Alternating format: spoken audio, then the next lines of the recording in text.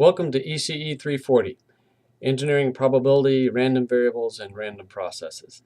I'm Dr. Bradley Duncan, and I'll be your instructor this semester.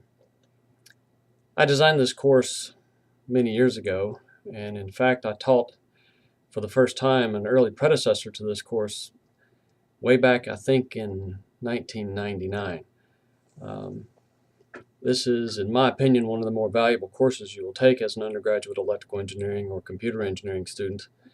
I'm going to teach you ways by which we can quantify, and precisely quantify in some cases, the randomness that we will experience, that you will experience throughout your career. Perhaps you've taken engineering courses where you've derived or developed a series of relationships that predict precise results for circuit outputs or system performance. And then you've gone into a lab and discovered that things don't quite work the way you expected. Well, nothing typically works exactly the way textbook answers might lead you to believe. There's randomness in the world. There's randomness in resistors, capacitors, inductors, and such. There's noise in the environment that has to be accounted for. Probability, statistics, random variables, random processes will afford you with a collection of tools to help you understand and quantify this randomness and make some sense of it. My intention is to teach you tools and tips and techniques that I've actually used in my own work and in my own research projects. My intention is not to waste your time, but rather to teach you what I have found particularly valuable. Some of this is not going to be in the textbook, unfortunately, but it will be made available to you for regular viewing through a sequence of online videos and handouts and other material that I'll make available to you through the Isidore website. Please make sure you read our course syllabus in great detail. In the interest of time, I'm not going to go through all of the details in this introductory video. The syllabus itself runs for approximately 10 pages. It's quite detailed. If you have any questions about how the course will be administered, what we'll be doing, please feel free to give me a call, shoot me an email, or send me a meeting invitation through the Google calendaring tool. I'm meticulous about using UD's branded version of Google Calendar, and you are free, and I've set it to be publicly viewable. You're free to send me a meeting invitation at any time when my calendar doesn't indicate that I'm stuck in a meeting or otherwise occupied. I might have to suggest an alternate meeting time, but nevertheless, feel free to send me an invitation at your convenience. What you're about to experience is a hybrid online / face-to-face course. Some might characterize this course as an inverted classroom experience.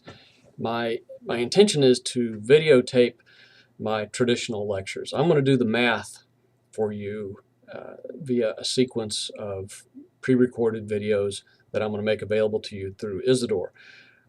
We're going to then use our class time, and yes, we're going to meet at our usual class time 3 days a week. And during our regular class time, we're going to talk together about course material. I'll answer any questions that you might have. We'll do homework problems together. We'll prepare for tests together, etc. You'll also be taking your tests and the final exam in class in the usual manner. So we'll spend a lot of time talking to one another, meeting with one another, spending time on campus with one another. A lot of what I would have traditionally done in our lecture time is instead going to be available online via Isidore. A little bit about me. I grew up in a little town called Abingdon, Virginia, down in the southern part of Virginia near the Tennessee border. You can probably sense a little bit of a southern accent in my voice. Little town had about 4,000 people in it when I was growing up. It hasn't grown a whole lot since then. I was the first person in my immediate and my extended family on both sides, both my mom and dad's side of the family. I was the first one to go to college, first one to graduate, and certainly the first one to end up with a PhD. I went to Virginia Tech and got my bachelor's, master's, and PhD degrees in electrical engineering in 1986, 1988, and 1991, respectively.